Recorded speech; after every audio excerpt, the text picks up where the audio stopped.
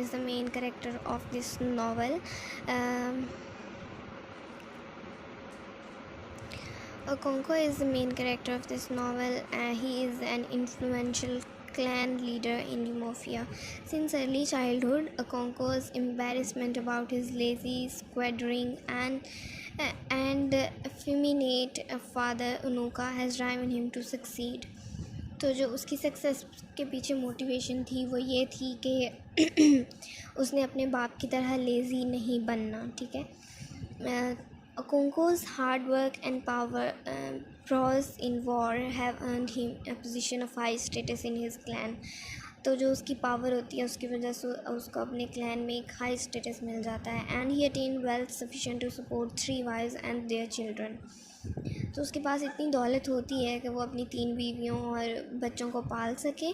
Okonkwo's tragic flaw is that he is terrified of looking weak like his father. तो जो उसका सबसे ज़्यादा उसको खौफ होता है वो ये होता है कि उसने कमज़ोर नहीं दिखना अपने बाप की तरह.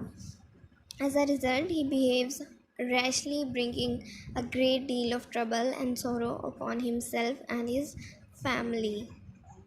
तो इसी वजह से वो अपनी फैमिली से भी थोड़ा रूडली बिहेव करता है. अगला करेक्टर है नवोए. नवोए is Okonkwo's oldest son, whom Okonkwo believes in is weak and lazy. Okonkwo continually beat Navoe, hoping to correct the fault that he perceive in him. तो उसको लगता Okonkwo को लगता है कि उसको मारने से उसके जो फॉल्ट्स हैं वो ठीक हो जाएंगे, तो वो उसको इस वजह से मारता ही रहता है हर time. He is very influenced by Ikmefuna. Navoe begins to exhibit more masculine behavior which pleases Okonkwo. तो जब वो Navoe जो है वो जब Ikmefuna की कंपनी में रहता है तो वो थोड़ा लड़कों की तरह मैस्कुलिन बिहेवियर करना शुरू कर देता है. तो इस वजह से वो उसको काफ़ी खुशी होती है. However, he maintains doubts about some of the law and rules of his tribe, eventually convert of Christianity, an act that Okonkwo criticizes as effeminate. Okonkwo believes that Noah is afflicted with the same weakness that his father Anuka passed in abundance. तो उसको लगता है कि जो weakness उसके अपने बाप में थी वो अब उसके बेटे में है, इस वजह से उसने क्रिश्चियनिटी को एक्सेप्ट कर लिया है. Izinma, the only child of Okonkwo's second wife. तो Izinma जो है वो सेकेंड वाइफ की एक ही बेटी होती है. As the only one of Ikwifi's 10 children to survive past infancy, Izinma is the center of her mother's world. तो इक्विफ़ी जो उसकी दूसरी बीवी है उसके 10 बच्चे होते हैं, लेकिन इज़िन्मा जो है ये सिर्फ़ एक जो है ये बच जाती है. तो इक्विफ़ी जो है वो इससे बहुत ज़्यादा प्यार करती है. Their relationship is a typical. Izinma calls Ikwifi by her name and is treated by her as an equal. Izinma is also Okonkwo's favorite child. तो Izinma जो है वो Okonkwo की भी favorite child है, for she understand him better than any of his other children and remind him of Ikwifi when Ikwifi was the village beauty. Okonkwo really demonstrate his affection, however, because he fears that doing so would make him look weak.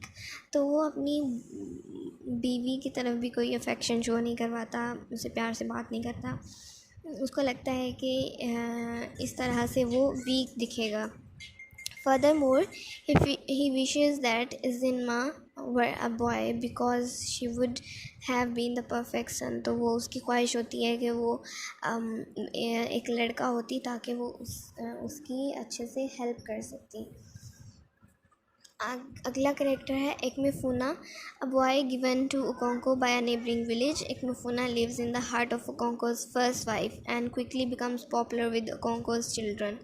तो Okonkwo जो Ikmefuna जो है वो उसको जीत के लाया होता है कहीं से. तो वो उसकी पहली बीवी के हट में रहता है और बहुत पॉपुलर हो जाता है उसके Okonkwo के बच्चों में. He develops an especially close relationship with Navoe. तो वो स्पेशली वो Navoe के साथ वो एक बहुत अच्छा रिलेशनशिप जो है वो बिल्ड कर लेता है. Who looks up to him, तो वो हमेशा जो है ना वो उसकी तरफ देखता है कोई भी काम करने से पहले, जो नवॉय होता है. Okonkwo too becomes very fond of Ekmefuna, who calls him father and is a perfect clansman, but Okonkwo does not demonstrate his affection because he fears that doing so would make him look weak. Okay. Mr Brown अगला character है. Mr Brown is the first white missionary to travel to Umuofia. तो ये पहला missionary होता है जो Umuofia में आता है. Mr Brown institutes a policy of compromise, understanding and non aggression between his flock and the clan. He even becomes friend with prominent clansmen and builds a school and hospital in Umofia. Unlike Reverend Smith, he attempts to appeal respectfully to the tribe's value system rather than harshly impose his religion on it. तो mister brown जो है वो बहुत compromise करने वाला एक character है. वो वो एग्रेसिव नहीं होता, उनके अगेंस्ट नहीं जाता, लेकिन और वहाँ पे एक स्कूल भी बनाता है और हॉस्पिटल भी बनवाता है यूमोफिया में. तो रेवरेंड की तरह वो लोगों की जो बिलीव्स होते हैं उनको वो टारगेट नहीं करता. अगला करेक्टर है reverend James Smith. He is also a missionary who replaces mister brown. हमने वो समरी में देखा ना कि मिस्टर ब्राउन की डेथ हो जाती है तो उसको रिप्लेस कर दिया जाता है रेवरेंड स्मिथ से. Reverend Smith is uncompromising and strict. तो ये बहुत ज़्यादा सख्ती से रहता है वहाँ पे. He demands that his converts reject all of their indigenous belief and he shows no respect for indigenous customs और कल्चर. तो वो जो उन लोगों के रस्म व रवाज होते हैं उसकी तरह वो कोई भी रिस्पेक्ट जो है वो शो नहीं करवाता. He is a stereotypical white colonist. तो वो एक स्टीरियोटिपिकल सा जो वाइट कॉलोनिस्ट है वो है. And his behaviour epitomizes the problem of colonialism. He intentionally provoked his conjuration, inciting it to anger and even indirectly through a notch, encouraging some fairly serious ट्रांसजरेशंस. तो ये बहुत रूडली कैरेक्टर होता है. ये अपने लॉज इम्पोज करता है उन लोगों पे आके और उनको लाइक अ काइंड ऑफ तंग करता है उनको बहुत ज़्यादा. अगला करेक्टर है Uchendu. He is the youngest brother of Okonkwo's mother. Uchindu receives Okonkwo's and his family warmly when they travel to Mobanta. जब Okonkwo को एग्ज़ाइल कर दिया जाता है उसके विलेज से, तो वो अपनी मदरलैंड में अपने अंकल के पास चला जाता है वहाँ पे मबांता में. And Uchendu advises Okonkwo to be grateful for the comfort that his motherland offers him and lest his anger the dead, especially his mother who is buried there.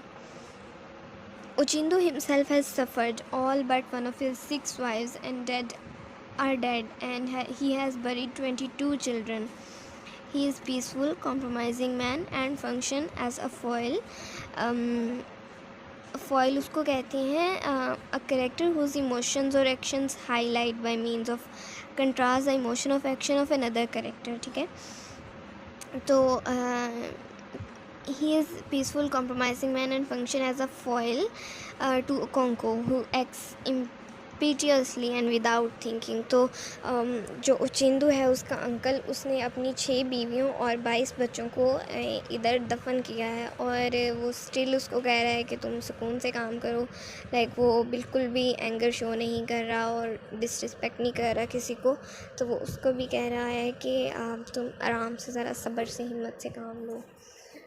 अगला बाकी कैरेक्टर्स वो मैं नेक्स्ट ऑडियो में share करूँगी. This is a part 1 end of part